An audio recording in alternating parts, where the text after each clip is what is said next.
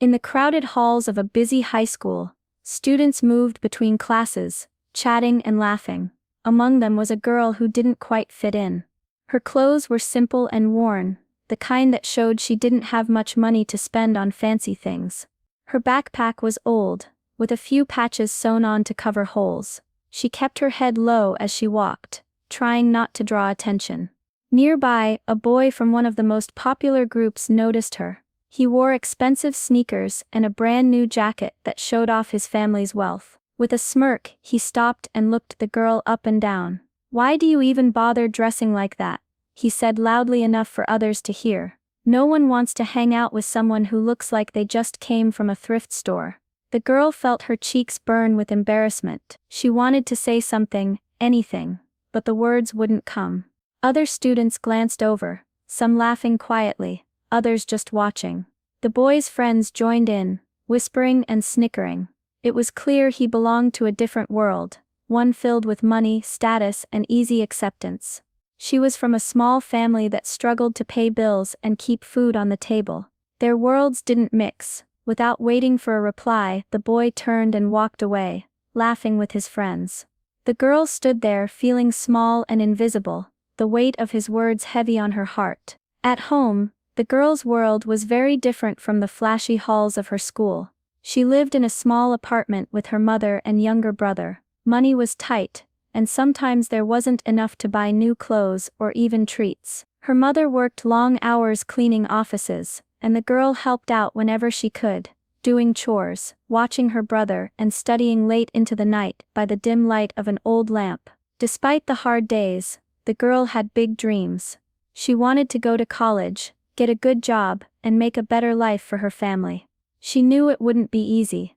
Every day she fought against the sadness that came from feeling different, from not having the things that others took for granted. She was tired of being looked down on, tired of being judged by what she wore instead of who she was. The boy who rejected her lived in a world that seemed so far away from hers. His family had a big house, fancy cars, and money to buy whatever he wanted. He never had to worry about rent or bills. His life was filled with parties, expensive gifts, and friends who never questioned his place in the social ladder. Even though she tried to push the boy's cruel words out of her mind, they kept coming back. When she closed her eyes at night, she heard his voice mocking her again. When she looked in the mirror, she felt the sting of shame, even though she knew it wasn't fair. She wanted to be invisible, to disappear from the halls where she felt judged. But deep down, beneath the sadness and frustration, there was a fire inside her, a quiet strength that refused to be broken. She reminded herself that her worth wasn't tied to clothes or money. One day she promised herself, things would change. And when they did, she would prove that she was more than what anyone could see on the outside. One afternoon, as the girl was leaving school, she noticed a letter waiting for her in the counselor's office. The envelope was thick and official-looking. Her heart beat faster as she carefully opened it. Inside was an invitation to a big event in the city, a ceremony where the governor himself would be speaking. The letter said she had been chosen to represent her school because of her hard work and dedication. The invitation came through a community program that recognized students who faced challenges but never gave up. It was a chance for the girl to be seen, to have her story heard, but as she held the letter, doubts filled her mind. What if she wasn't dressed well enough? What if people laughed at her again? The thought of standing in a room full of rich and powerful people made her nervous. She thought about the boy who had mocked her, and wondered if he might be there too. Still, something inside her pushed her forward. She didn't want to miss this chance. Maybe this was the moment when things could change, when people could see who she really was, beyond the clothes she wore. The night of the event felt both exciting and frightening. She spent hours trying to pick out what to wear from the few pieces she owned. Nothing was fancy, but it was clean and tidy. It was all she had. On the way to the event, her hands trembled, and her stomach twisted into knots. The city lights looked different at night, brighter and louder. The building where the ceremony would be held was grand, with tall pillars and shining windows. The girl took a deep breath and walked inside, trying to steady her nerves. She wasn't sure what to expect. Would the governor even notice her? Would anyone care about her story? Or would she just be another face in the crowd? As the doors closed behind her, she knew this night would be different. She could feel it, something important was about to happen. But no one could have guessed just how much her life was about to change. The event hall was unlike anything the girl had ever seen before. Crystal chandeliers hung from the ceiling, casting soft light over the polished floors. Long tables were draped in white cloth, decorated with sparkling glassware and fresh flowers. Around her, people dressed in elegant suits and beautiful dresses, whispered quietly and sipped from delicate glasses.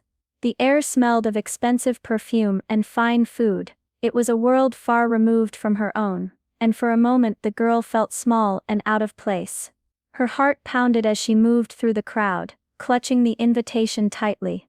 She noticed the way some guests glanced at her simple outfit, their eyes lingering for a moment before turning away. She tried to hold her head high, reminding herself why she was there. Then across the room, she spotted him. The boy who had mocked her at school. He stood near a group of well-dressed friends, clearly surprised to see her. His eyebrows lifted, and he stared for a few seconds, as if trying to understand how she had ended up at such a fancy event. The boy's confident smile faded into confusion. He whispered something to one of his friends and kept his eyes on her, unable to look away. The tension between them was almost electric. The girl felt a mix of nervousness and quiet satisfaction. She was here for a reason, and she wouldn't let his surprise shake her. Suddenly a woman from the organizing committee approached her. "We're so glad you could join us tonight," she said warmly. "Would you please come up on stage? The governor would like to recognize you for your hard work." The girl's breath caught in her throat. She hadn't expected this. Her palms were sweaty as she followed the woman toward the stage. The chatter in the room hushed as she stepped into the spotlight. Standing before the crowd, the girl felt every eye on her. She wore nothing fancy, just her modest dress and worn shoes, but in that moment none of it mattered. She straightened her back, looked out at the faces in front of her, and took a deep breath. With steady voice and calm confidence, she shared a few words about her journey, about the challenges she'd faced, the long nights studying, and the dreams she held tightly. The crowd listened, some nodding, others wiping away quiet tears. The governor smiled warmly and applauded. The boy watched, stunned. The girl on stage was not the quiet, invisible girl he had dismissed. She was strong, proud, and shining brighter than any fancy clothes ever could. For the first time he saw her for who she really was, and it shook him to his core. As the girl stood on stage, the governor stepped forward with a warm smile. He took the microphone and addressed the crowd. "Tonight we celebrate not just hard work, but heart and courage. This young woman here has done something truly remarkable." The crowd quieted, curious. The governor continued. "She led a community project that helped dozens of families in need right here in our city. Through her leadership, she organized food drives, tutoring programs, and fundraising events that made a real difference." The girl listened, surprised. She hadn't expected such public praise. The governor then revealed the biggest surprise of all. Because of her dedication and impact, she has been awarded a full scholarship to attend one of our state's top universities. Gasps and applause filled the room. The girl's face flushed, a mix of pride and disbelief washing over her. She looked out and saw the boy in the crowd, his mouth slightly open, eyes wide with shock. The boy had never imagined she was capable of something so impressive. His earlier cruelty now felt small and foolish. After the ceremony ended, the guests began to mingle and leave. The boy hurried toward her, his steps quick and desperate. "Wait," he called, grabbing her arm gently. "I didn't know, I was wrong. You're amazing." The girl looked at him, her eyes steady and strong. "You didn't believe in me when it mattered," she said quietly.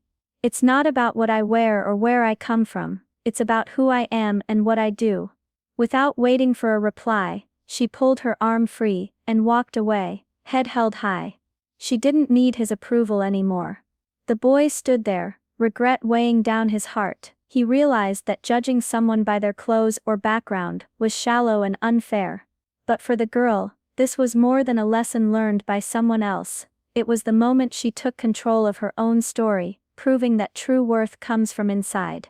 As she disappeared into the crowd, the girl knew one thing for sure: no matter what the future held, she would never let anyone's opinion define her again. After the girl walked away, the boy stood frozen in the crowd, the weight of his regret pressing heavily on his chest. For the first time he truly understood what his words had done, the sting of rejection, the sharp ache of being looked down upon. He realized how shallow his judgments had been, based only on clothes and appearances. But the moment had passed. She was no longer the quiet girl he had ignored. She was someone strong and proud, someone who had stepped into the light and refused to be hidden. The girl, meanwhile, felt a new kind of power growing inside her. The hurt from earlier that day still lingered, but it was no longer the thing that defined her. Standing on that stage, receiving praise from the governor, she had shown everyone, including herself, that her value wasn't tied to the clothes she wore or the money her family had. Her worth came from her courage, her hard work, and her heart. She thought about all the times she had felt small and invisible, all the moments when she wanted to give up, but now, she was certain of one thing: she would never let anyone's opinion or judgment hold her back again. She had a future to build, dreams to chase, and no one's rejection could stop her. As she walked through the crowd, and out into the night, her steps were steady and sure. The city lights no longer seemed overwhelming, but full of promise. With her head held high, and a quiet smile on her lips, she moved forward, ready to face whatever came next. Because real strength isn't about the clothes on your back, or the status you carry. It's about the spirit inside, and hers was unstoppable.